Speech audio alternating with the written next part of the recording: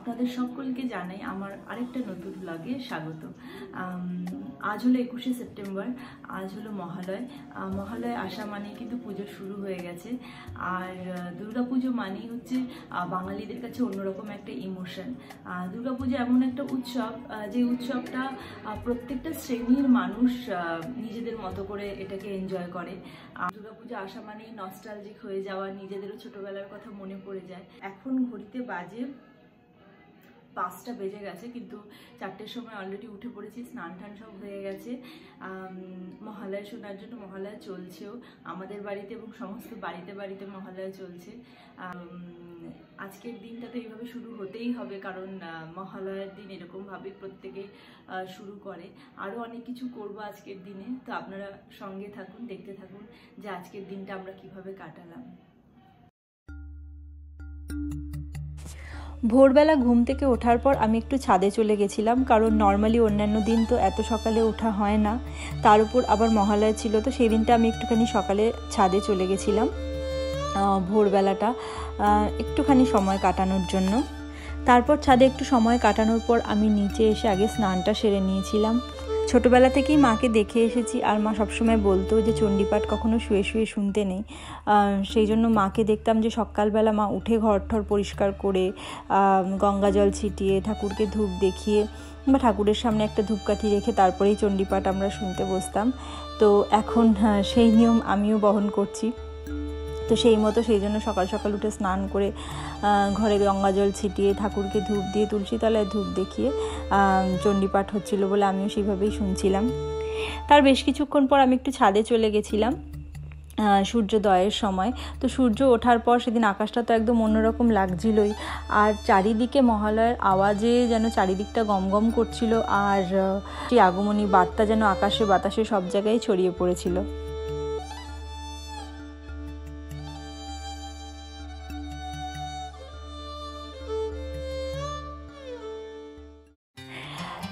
তারপর রিদ ঘুম থেকে ওঠার পর ওকে ফ্রেশ করিয়ে আমি ওকে ব্রেকফাস্টটা খাইয়ে দিচ্ছিলাম।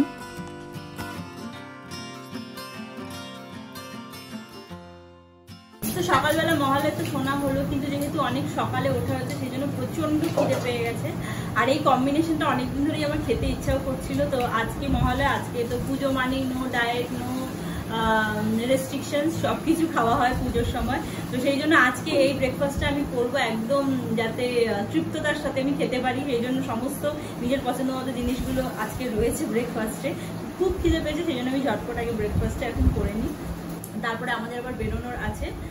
তো কোথায় যাব, কি করব, সেটাও আপনাদের সাথে অবশ্যই শেয়ার করবো আমি।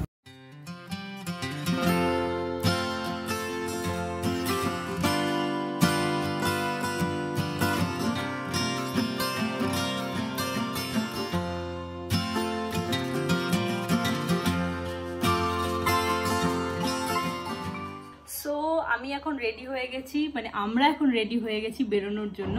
আমরা এখন একটু বেরোবো। ফার্স্ট একটু স্যালনে যাবো, যে একটুখানি হেয়ার কাটিং করবো। চুলগুলোর খুব খারাপ অবস্থা, না কাটলে মানে খুবই বাজে অবস্থা চুলগুলো, সেই জন্য এখন একটুখানি যাবো হেয়ার কাটিং করানোর জন্য। তারপর সেখান থেকে যাব একটু শপিং করতে, কারণ পুজোর কেনাকাটি বাকি রয়েছে কিছু, তো সেগুলো করতে যাব। আর তারপর আমরা চলে গেছিলাম চন্দননগরের হেড টার্নার্সে। এখানে আমি বিগত বেশ কয়েক বছর ধরেই হেয়ার কাটিং করি। এখানের মানে সার্ভিস আমার খুব ভালো লাগে। তো ওখানে আমি আগে থেকে অ্যাপয়েন্টমেন্ট করে রেখেছিলাম, কারণ পুজোর সময় বেশ ভিড় হবেই আমি জানি, সেই জন্য অ্যাপয়েন্টমেন্ট করেই আমি গেছিলাম ওখানে।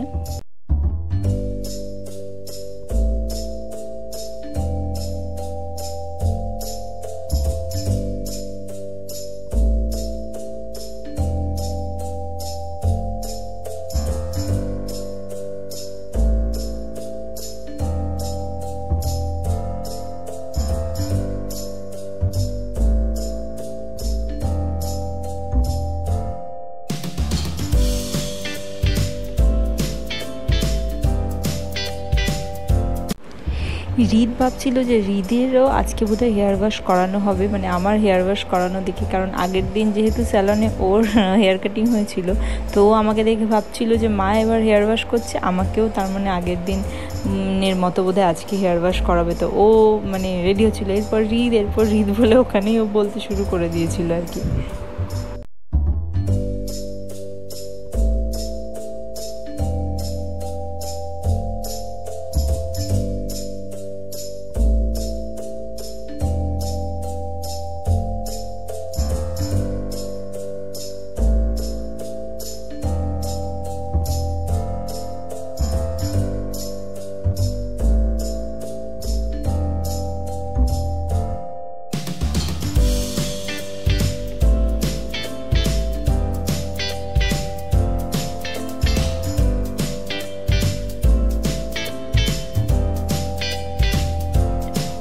আমি ওদিকে পার্লারে মানে হেয়ার কাটিং করাচ্ছিলাম, আর মিনওয়াইল রিদ এখানে কী করছিল আপনারা দেখতেই পাচ্ছেন।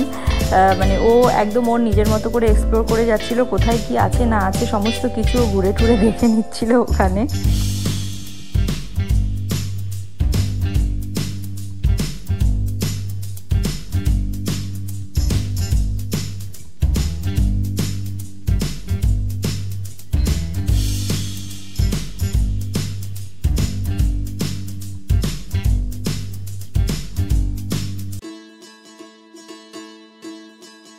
সো এইটা হচ্ছে ফাইনাল লুক। আমি একদম ছোট করে ফেলেছি চুলটা, কারণ রিদ এতটাই ছোট যে এখন চুলের প্রতি যত্ন সেরকমভাবে নেওয়াও হয় না। তো সেই জন্য আমি একদম ছোট ছোট করে চুলটাকে কেটে ফেলেছি। তো এটা হচ্ছে হেয়ার কাটিং করার পর ফাইনাল লুক।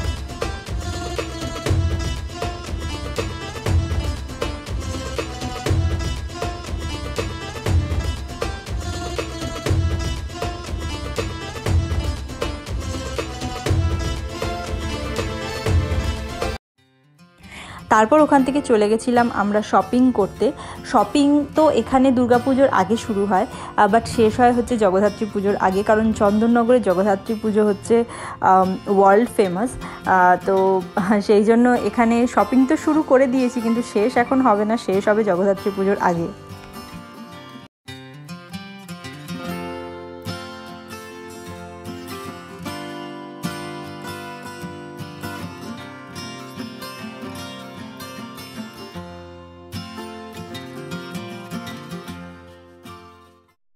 তারপর সেদিনে সারাদিনের কাজ করার পর, শপিং করার পর আমরা চলে গেছিলাম একটা আইসক্রিম পার্লারে, আর সেদিন খুব গরমও ছিল।